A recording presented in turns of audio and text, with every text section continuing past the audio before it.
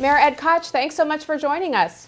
Thank you. In the wake of President Obama's Mideast policy speech, has the U.S. now abandoned its strongest ally in the Mideast? I think that Mitt Romney correctly summed it up when he said that President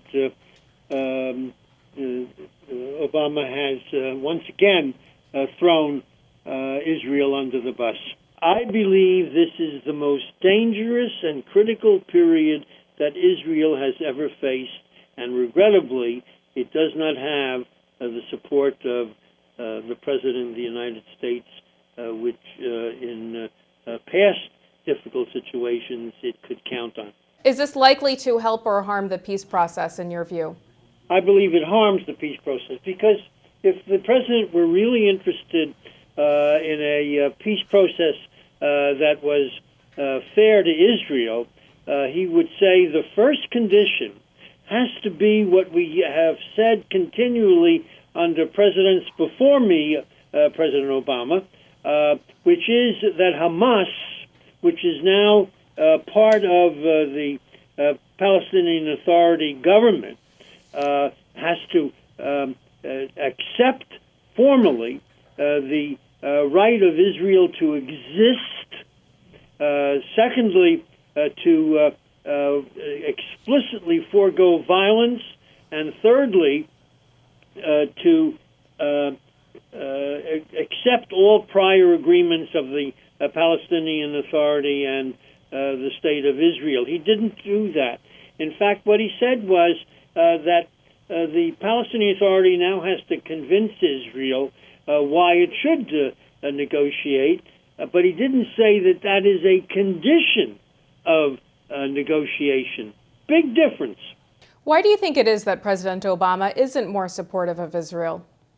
I believe he has made a decision that he thinks it's more important that America have the support of the Arab nations as opposed to the support of what we heretofore have said was our ally in the Mideast, the only democratic state there.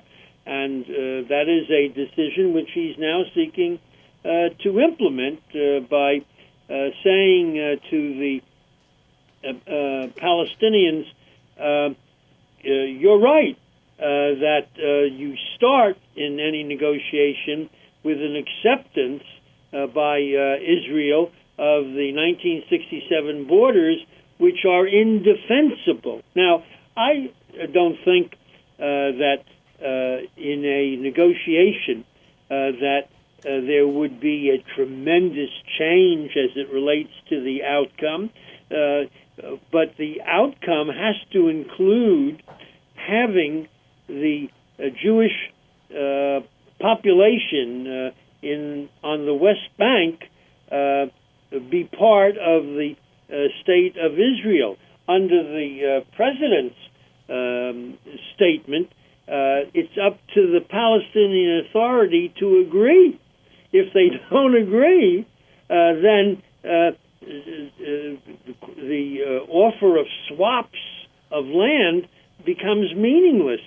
If the Palestinian Authority isn't of the opinion that the United States supports that the facts on the ground as President Bush described them, which would be the Jewish population in East Jerusalem and the Jewish population surrounding Jerusalem on the West Bank, to be part of the State of Israel. That is not the vision of President Obama, regrettably. Mr. Mayor, how do Jewish voters in America view President Obama's stance on the Israeli borders, and could he lose the Jewish vote in 2012? Well, regrettably, the Jewish vote has been tied to the Democratic Party since FDR. No matter who's running for president, many Jews think it's still FDR, regrettably. As we saw in the election for president of the last election, where I think it was 80% of the Jews in the United States, the second largest group percentage-wise after the African American community support of the president.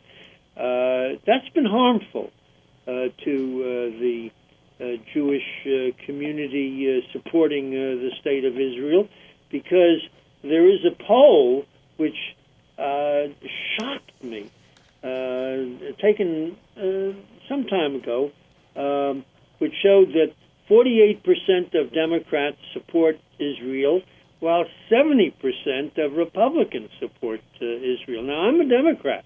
I support the democratic domestic philosophy and policies, and will always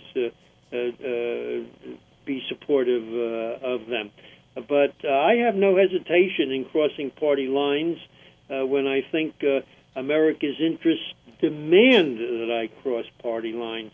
Now, I remember that you were a big supporter of President Obama during the last campaign. Do you regret that support today, and does he have your vote in 2012? Well, what I have said is that I have no regret in having supported the re-election of George Bush. I think he was terrific on foreign policy. I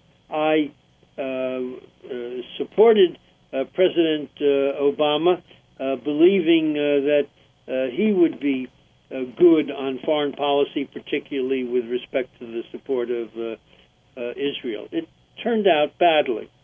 But the problem, I don't regret that I supported him. I mean, you do it based on the facts as you know them at the time. But with respect to 2012, while I have said that I'm going to support President Obama because the Republicans have not come up with a decent candidate, and their efforts to privatize Social Security and Medicare and Medicaid absolutely turned me off. Now, if a Republican candidate were to appear who was good on Medicare, Social Security, Medicaid, and support of Israel, I wouldn't hesitate to cross party lines. All right, Mayor Ed Koch, thanks so much for joining us. Thank you.